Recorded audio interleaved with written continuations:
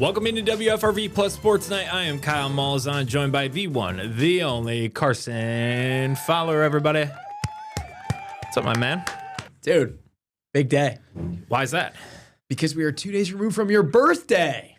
28, the big 28. It's a weird year. Everybody's asking how are you feeling being 28? But 28's a weird year because you're past the 16, getting the driver's license. You're past the 18, moving out of mom and dad's house. You're past 21 where you can have your first legal beverage. Emphasize on legal. You're past that 25. I thought 25 was kind of a cool year. And then now you're kind of in limbo until you're 30. And then you hit 30 and just all downhill from there. But everybody who's listening to this is probably like, what I would do to be 28 again. Still feel young. But yeah, man, birthday was good. Had, a birthday lunch with all y'all. Yep. Some of my buddies in the media. And then birthday dinner with my wife and a birthday lunch with my other few buddies. So yeah, it was good. Played some video games too. So we're all good, man. We're good. Blessed to see another year and blessed to be talking with Carson Fowler. Carson, let's start with the news over the weekend. The Packers have a new defensive coordinator, Jonathan Gannon, coming from the Arizona Cardinals, where he was fired earlier this month, had a coaching tenure there as the head man, and things didn't work out, but he finds himself in Titletown. What was your thought on this, and how do you feel about the hire? Well, I think I'll just emphasize kind of what I said in Stacey's show at 3:30. I think it was a decent hire. I mean, that Jonathan Gannon was going to be a defensive coordinator somewhere in the NFL at the end of this offseason. Right. No doubt. And for how much success he had in Philly, you can't forget that because he did have a lot of success there. I should have started this. I meant to say, for the lack of success that he had in Arizona, you can't forget how much success he had in Philly as a defensive coordinator. Maybe he just wasn't ready to be a head coach. That's exactly it. Like, sometimes I think people are just meant to be coordinators, right? Because there's a lot of things on a head coach's plate. And sometimes when you get to the head seat and you're running the ship, the ship sinks because these guys aren't prepared, or maybe not prepared is not the right word, but they just aren't ready for the big time, and they can't make the coaching calls. Because if you remember, the crux of the Arizona Cardinals this past year was that they would lose one-score games. Yep. And that's, I mean, at the end of the day, admittedly, I don't watch the Arizona Cardinals like Arizona Cardinals fans do, but I'm sure that there was coaching blunders within some of those close games that, kind of tell the tale of how the season went. And I think you go back to the Chicago Bears and being one of the teams that won the most one-score games this year. They were a couple plays away from playing in an NFC championship game. Correct. And the Arizona Cardinals will have, the number 3-4 pick in the draft? Yep. I mean, that's the difference in caliber teams when you win close games. And I think you bring up a really good point that a lot of those close games do fall on the head coach. Right. Because that was where a lot of the criticism was for Matt LaFleur continually being the head coach of the Packers. Yeah, so Matt LaFleur brings in his new man, as Jeff Hafley's in the sunshine state of Florida, as all of Green Bay. I'm sure he's enjoying the weather down there with the -5 degree temperatures we have here in Green Bay. Cold here, bro. But yeah, could he be a great defensive coordinator in Titletown? Sure. Could he not have such a good tenure? That's possible too. But if you look at the last stop he was at, like you mentioned, the Philadelphia Eagles, he led that group to a Super Bowl game. He fell short, a few points shy of it, but he led a defense to the Super Bowl. And what do they say? If you want to win a championship, you better have a good defense. And that's what Jonathan Gannon did. If you looked at the stats, he led the NFL that season with the Eagles in team sacks, 15 more than the next team. So, and then in 2022, going into the 23 season, his team was second overall in team defense, holding teams to just 300 yards per game.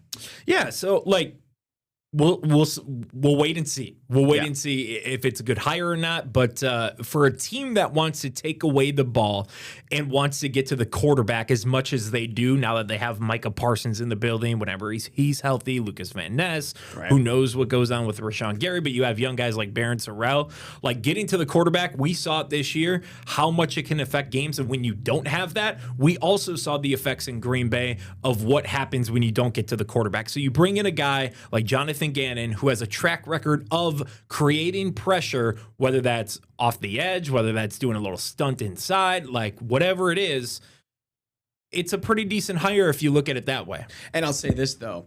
Yeah. I think with the chess pieces that he has on the board, I think his leash is going to be very, very short. Yeah, and Matt LaFleur also went to the podium a few years ago when he hired Jeff Hafley and said, hey, I like when, I bring in a coordinator who's been a head coach elsewhere because they've seen different areas of the game. And you look at Jonathan Gannon, he's been in the head seat. Sure, he only won 15 games in 3 years, but at the end of the day, he was a head coach. Head coaches have a different perspective than some coordinators do because they haven't had the opportunity to get in the seat yet. No, I totally agree. And I think that was probably the overarching thought process as to why they wouldn't let him leave the building. Because I know we went back and forth about maybe they would wait a couple days and talk to Jim Leonard.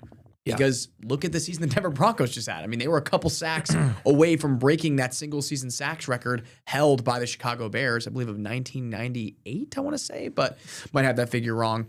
But yeah, I mean, that was another candidate that was in the mix for it. But obviously, they really liked what they saw from Jonathan Gannon because they had him for 2 interviews and they didn't let him leave the building. So that gives me some confidence that he will do a good job.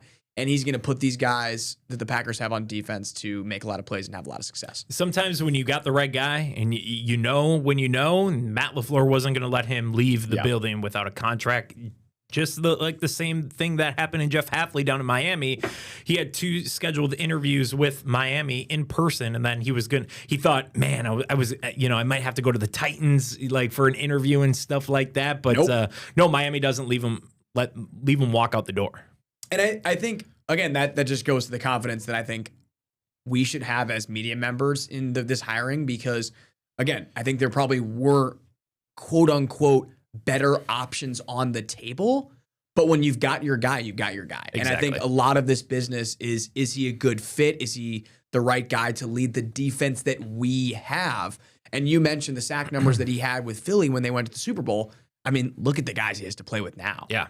Micah Parsons. And you get a fully healthy Micah Parsons for 4/5 of the year. Mm-hmm. You get what I think a lot of Packers fans, and this is a topic for another day, a really much better Lucas Van Ness. Totally.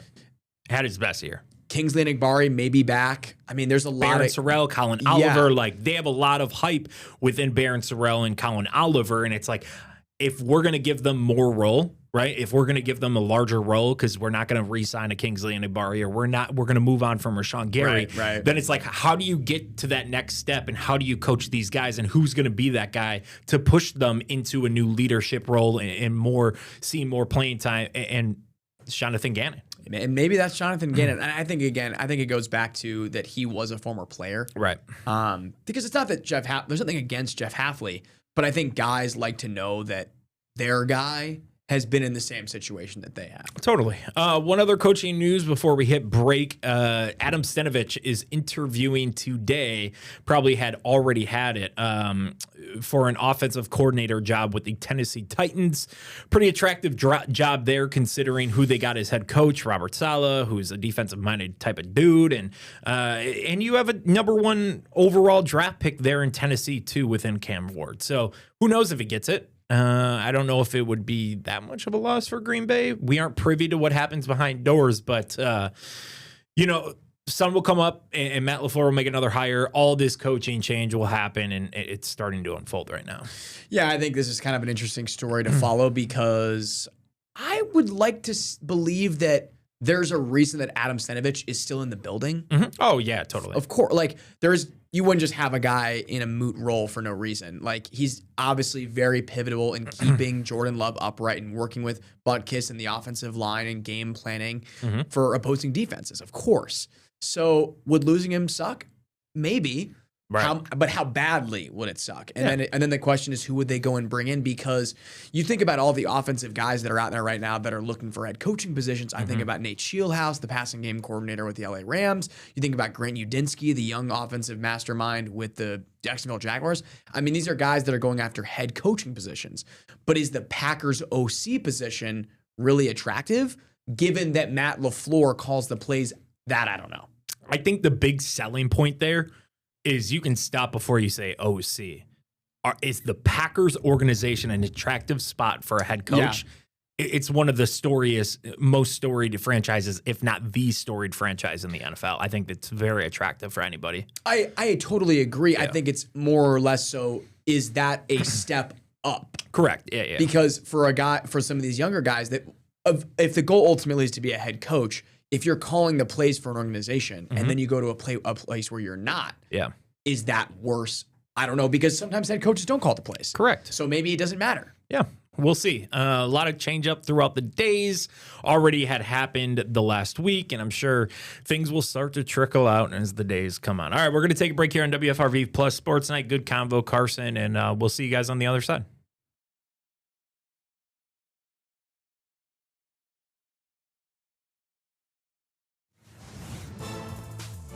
Welcome back into WFRV Plus Sports Night. Kyle Malzahn joined by the one, the only Carson Fowler. All right, we talked about some coaching situations going on with the green and gold. Unfortunately, at the beginning of the year, we thought that we'd be booking our trips out to San Fran, covering Super Bowl 60, but here we are on East Mason Street.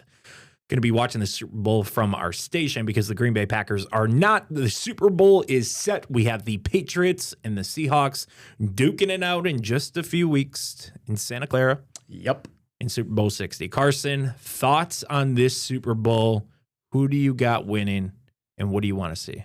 So I'll go one game previous to this one. Okay. I'm very happy, maybe not glad, I don't know what the exact, satisfied with the fact that the Patriots beat the Broncos. Why is that?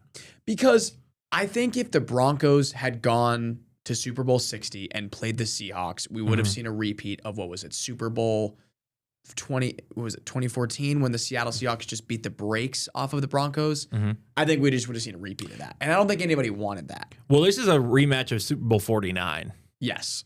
So, which is very interesting. I do think, now we'll never know, but I do think the Broncos win that game with Bo Nix. Oh, without a doubt. Yeah. You don't win a football game scoring 10 points. You feel bad for Broncos fans and the way it ended because, oh man, they had all that momentum on their side, and then Bo Nix within a matter of seconds goes from the highest of highs to the lowest of lows, but nonetheless. And we had this debate in the office, and I think you might get grilled if we bring it up here, but you and Cameron Ezair were, I think it was you and Cam, both on the same side of you don't like the snow games in the playoffs. Yeah. Okay. Opening the can of worms, all right, man. We're opening Pandora's box. Listen, I love a snow game. All right. Don't get me wrong. All right. I do not like a snow game when it impacts the caliber of the two teams playing. That's my thing. It's fair. I'll just say this. It got to a point where they could barely stand up. Yeah. And that's just not fun. Yeah. Because you can't run what you want to run. And I understand football is a game played outside for the majority. So I don't know. I hate when the elements are a factor. I would say the same thing about playing in the rain.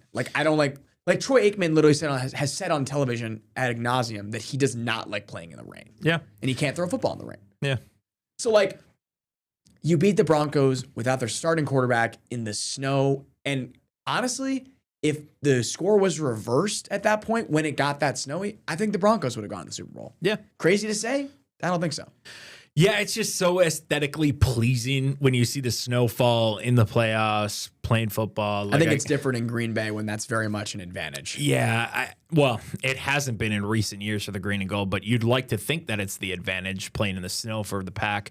I just go back to what was the 2007 season divisional round, Packers Seahawks, with Brett Favre in his last season with the green and gold, and it's just snowing like crazy. I mean, there's a picture of Brett Favre throwing in the snow from that game, and it's just him in a snow globe at Lambeau Field, and that's some of the coolest things. And we get such a cool vantage point in the press box, right? When it's snowing at Lambeau Field, because you're up in the box and you're almost at the top of the stadium where you're close to the lights and you can just see the snow come down Lambeau Field. It's literally like a snow globe, and it's one of the coolest things. Lambeau in itself, when you walk into that stadium, you can feel the history, and that's cool. You add the snow and the elements of what makes the frozen tundra, the tundra, and man, that different. is a sight to be seen, man. And I'm not saying I don't like the snow. I definitely listen. I grew up in Cleveland. I watch the Cleveland Browns play in the snow all the time. Yeah. I just don't like when it impacts the game. You have a fair point. To that extent. You have a fair point. Ramondre Stevenson was just slipping. Yeah, you have a fair point. Okay, well, who do you think's going to win this game? Ooh, I'm going with the Seahawks. You're going Seahawks? I will say Seahawks as well. Yep. And it's not that like I don't believe in Drake May or I don't believe in the Patriots, but Seahawks, I mean, they had to answer every single punch thrown their way that the LA Rams did. And they were able, they rose to the occasion and they're rolling right now. I got to go Seahawks as well. Here's the difference for me. All right. Drake May played at an elite level the entirety of the regular season, but they played no one. Yeah. This playoffs, he has been so fortunate that his defense has forced turnovers and given him extra opportunities, and that he scored 10 points to go to the Super Bowl.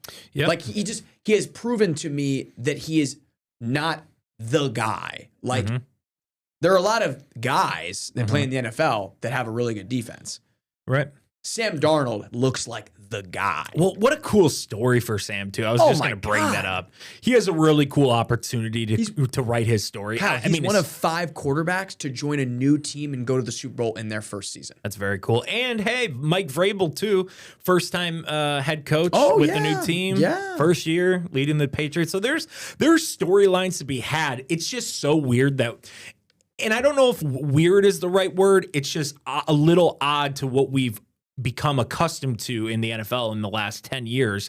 Like the NFL this year has been so wacky that you have the Patriots and you have the Seahawks playing for a Super Bowl and Tom Brady isn't on the Patriots. And like, it's this new regime, you know, there's no Patrick Mahomes, there's no Josh Allen in the Super Bowl, you know, we got 2 new franchises and 2 new teams and 2 new quarterbacks. Like it's refreshing. It's just a little weird to see because you always expect Patty Mahomes to be representing the AFC. It's just so interesting because they always say that history tends to repeat itself. Yes. And now we're getting that repeat of the 2014. I think it was Super Bowl 49 when Marshawn.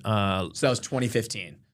It would have been 2014, 2015. Got it. Yeah. So February 2015. Like, yeah.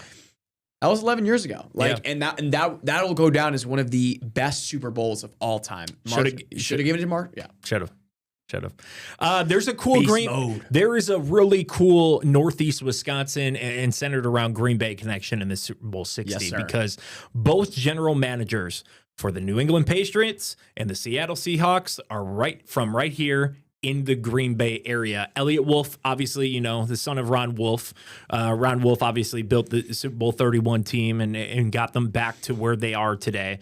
And Elliott's doing his thing. I think he's only been there for a few years now, and he's built this Super Bowl roster. He went to Notre Dame Academy, and the Seattle Seahawks GM also went to what became Notre Dame Academy. He's a De Pere grad. So really, like, honestly, very random, but so freaking cool. Just wild, honestly, to think that 2 guys from Northeast Wisconsin that are within a 5-mile radius of our station now lead 2 of the best NFL franchises. Like, that's wild to think about. Battle of the Green Bay in Santa Clara, man. But I think it's also as cool because it just goes to show the number of people that come out of this area. Yes. I mean, you think about the number of NFL players that have come from Green Bay, but then it just take it one step further and to have 2 of the, you know, lead executives in the NFL have come from this area. It's very cool. Yeah, absolutely. I mean, we've been absolutely blessed in our area to have, for me, like growing up and seeing Tyrese Halliburton, who's, you know, this all-star in Oshkosh North, and to see all these NFL type players where you got Alec Ingold, who's, you know, a Bayport grad, and Braylon Allen from my hometown of Fond du Lac. And I always tell the story of when I was a senior in high school, people would come up to me and be like, dude, you got to see what this middle schooler's like lifting weights and stuff, like what he's pressing. And I'm like, oh, geez, Louise, that guy's going to be a beast. And then it turns out to be Braylon Allen. So, just really cool. I mean, Wisconsin's a hidden gem. In Northeast Wisconsin specifically, they've produced some pretty cool people. Who knows what Kingston Allen will do? And we're not even talking about Ali Zabel, UConn, playing at UConn. former Miss Basketball in Wisconsin, Nina grad, like she's doing her thing too. And then we're not even talking about Natisha Heidemann, who is in the WNBA as well, right here from Green Bay. So we could go on and on, but Sammy Byer out of Appleton East. There you go. We're going to be talking about college basketball when we come back. Yes. I think that's a good segue. Yeah, it's a great segue. A lot of cool people in Northeast Wisconsin. Kyle Malzahn is one of them. See, this is the thing. Before we go to break, is that there's a list of like, because obviously I'm proud to be from Fond du Lac, right? And there's this list of like people who have come out of Fond du Lac, and I keep on like getting down there, bro. There's so many cool people more coming out. You got Travis Diener, of course. You got Braylon Allen, of course. You have the Guinness World Record Big Mac eater, Don Gorski, Fond du Lac legend up there. And now you have a guy named Dante Johnson, who was a classmate of mine and a buddy of mine throughout the years in our school years, who is now in the UFC, undefeated. Crazy. Yeah. So I keep on slipping down there. Don't sleep on Fondy, man. There's an asterisk around my claim to fame. One last thing. I got a Doc Spider championship ring. So, hey, Doc Spider champion and fill-in sports director at Local 5. All right, we're gonna take a break. We'll be back.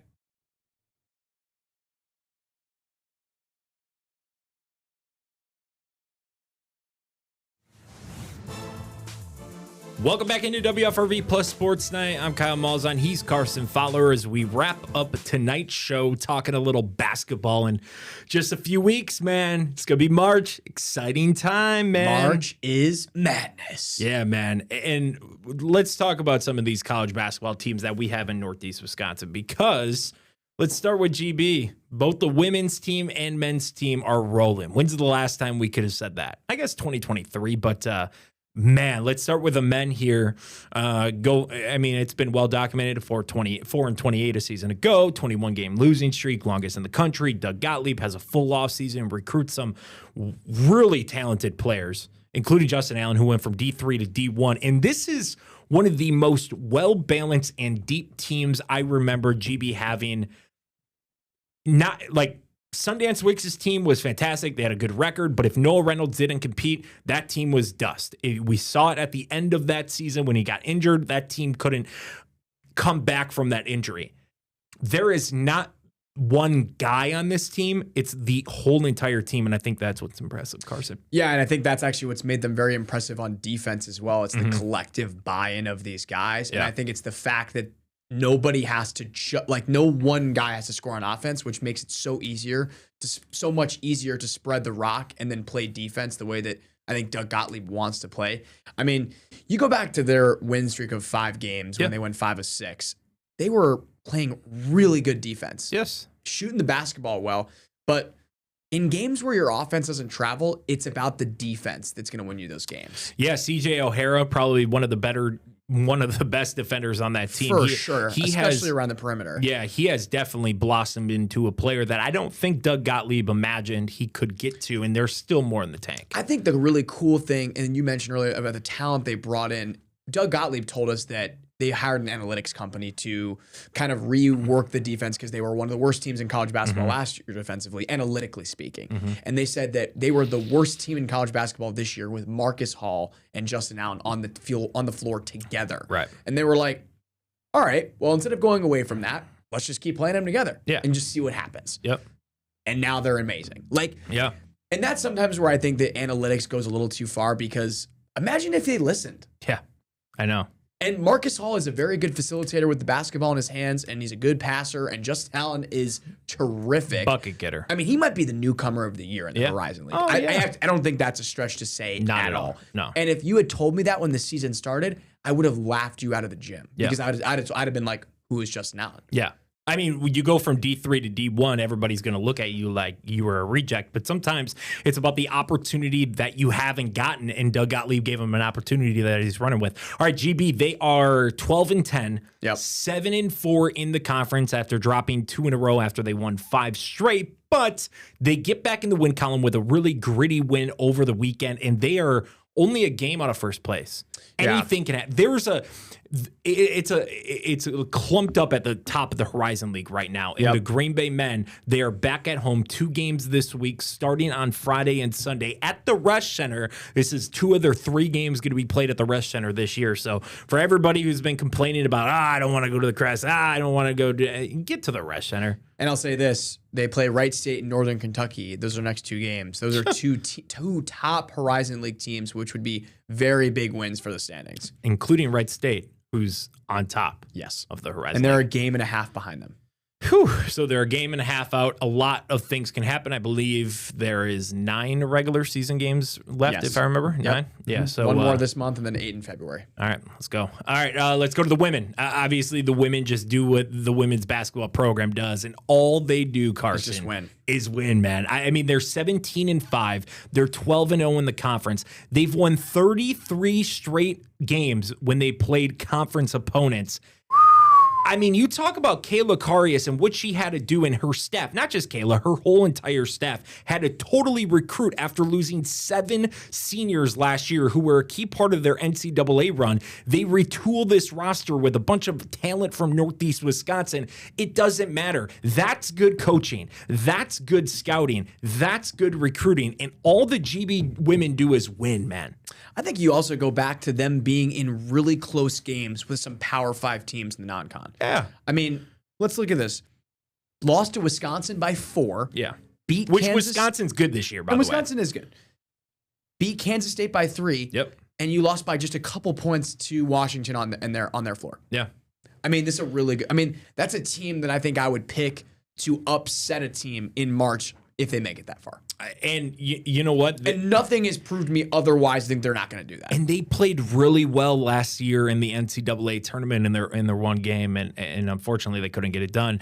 All right, let's switch gears now down south real quick. UWO, man, got to give the women's basketball team a shout out. They are perfect on the season, Carson. Yeah, it's the best start to their regular season since 1998 when they started the year 20-0. It's the 3rd time ever they've started this year 18-0. You weren't even born. I was not even born. You weren't even born. And the men's team is killing it as well. But the women, man, Brad Fisher and what he continues to do. And you talk about good recruiting. He has so many players from Northeast Wisconsin on his team, and they just mesh so well on the court together. Coming off a Final Four appearance, by the way. Yeah, I think this is just the definition of building a program that is known for its winning culture. That's just what it is. They just win a lot of basketball games. Head Brad Fisher was said that he loves the culture that is in his program, and he loves that he attracts all these local talent. And I said to him, I'm sure winning helps. And he just smiled and laughed because that's really what it comes down to. Do you win a lot of ball games? And they do. Because why wouldn't you want to go to UWO? If you're from Northeast Wisconsin, I mean, you get to win a lot of basketball games. You get to play for a really good program. You get to get an education. And you have a chance at going to a national championship. And oh yeah, by the way, your family can get in the car, drive down north or south of 41, get off the highway, go to UWO, and watch you ball out, and your team probably win upwards towards 25 games a year. And that's right at the top. Exactly. Yeah. All right, good stuff, man. That was good. Carson Fowler, appreciate you, man. I can't wait for March. Like, it sucks when football season ends because we're in such a grind, but then basketball season starts to heat up, and dude, I'm ready. And I love it because I love college basketball. I do too. And I love just putting on hoops when it's in the background. There's a lot of good college basketball in Northeast Wisconsin, man. I mean, we always say, I don't mind making that drive to UWO because every time I go, they either win or I get to watch a really good basketball game. Hey, couldn't have said it better. My brother, appreciate you as always for hopping on the show, and thank you all for watching. That's WFRV Sports Night. He's Carson Fowler. I'm Kyle Malzahn. Have a great night, everybody.